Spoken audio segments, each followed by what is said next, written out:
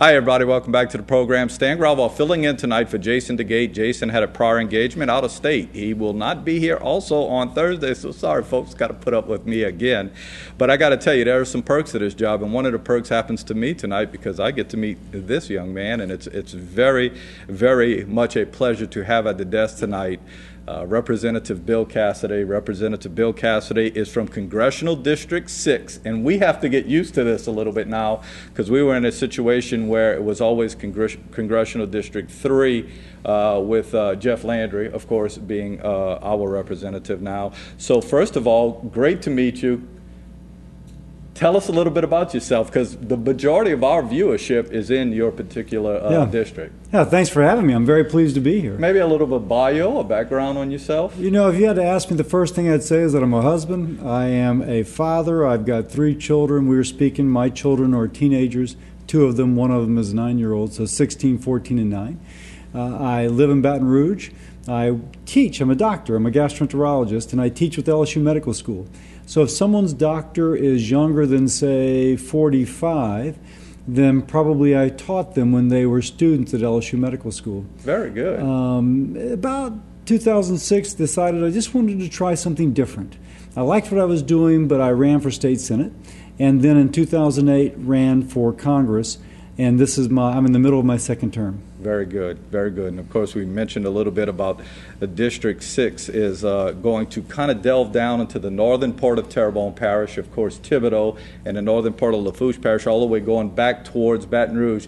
Just out of curiosity, do you lose any of your district that you have now? Oh, yeah. A lot? What areas would that be, out of curiosity? I mean, the whole story, for those who are not familiar with it. Very good, yeah, because this informs me a lot, too. After Hurricane Katrina, Louisiana lost a lot of people. And so we currently have 7 congressmen, but because of the population loss, we're going down to 6. Now, folks that had always been together ended up getting divided. The capital region, which I currently represent, was divided into 3.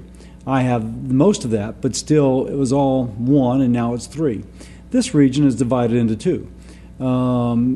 So there's, obviously some disappointment about that.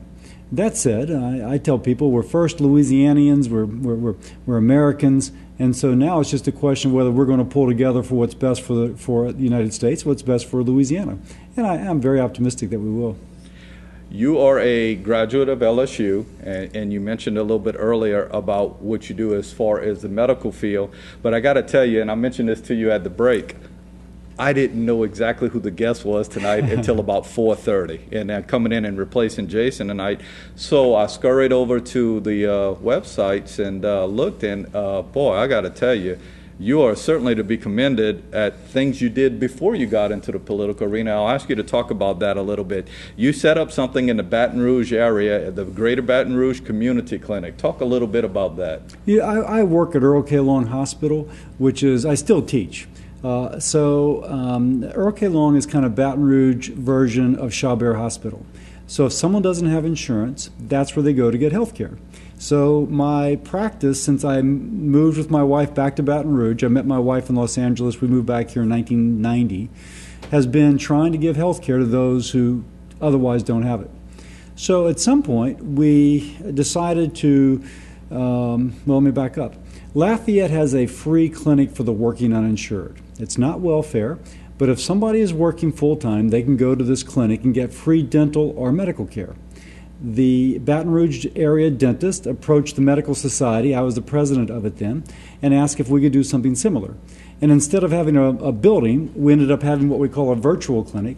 If someone is working full-time, earns too much to qualify for Medicaid, but doesn't earn enough to buy insurance, they can get free dental or medical care through our clinic. And so somebody who's just really trying to do it right, who can't get health care, we try and give them health care. Very good, very good. Also, another thing that I noticed on there was school-based hepatitis V vaccinations. What exactly did that pertain to, and how did that all get started? You know, I am the way it got started is there was once I was at Earl K. Long Hospital, and there was a young girl who came in who was 17 years old, and she was dying from hepatitis B. And we put her on a helicopter, and we flew her by helicopter to get her liver transplant because she was going to die most likely without it. And I was so depressed. I thought, wait, we could have vaccinated this girl for $50 and prevented this from ever happening. And as it turns out, we're going to spend $300,000 or $400,000 to give her a chance to live. And it was just one of the most depressing days I had in my medical practice. And so after that, we said, well, let's try and vaccinate children. Well, the reason children weren't getting vaccinated is that, well, mothers sometimes didn't know about it, but also moms work. So for a mother to take her teenage child out of school and get them vaccinated 3 times means the mom is missing work 3 days, the child's missing school 3 days. So we did a program where we brought the hepatitis B vaccine to the children. And so at no cost to the parents, to the schools, or to anybody, we brought, on a public-private partnership, vaccines to about 36,000 children over a 6-year period. We were as far south as Assumption Parish, and we were in every other area around the capital region. Very good, very good. This is a situation where you're rolling right along and you're teaching and you're in the medical field. What sparked the interest? And I'll go back to your first. You ran for the Senate of Louisiana, right? Wasn't that a special election? Was that a situation? It was. It was. What spurred you on to maybe get into the political arena? After Hurricane Katrina, I think a lot of us in Louisiana thought that our state could do something better. And a lot of us who had been involved, there's a really good spirit of community around here. There really is.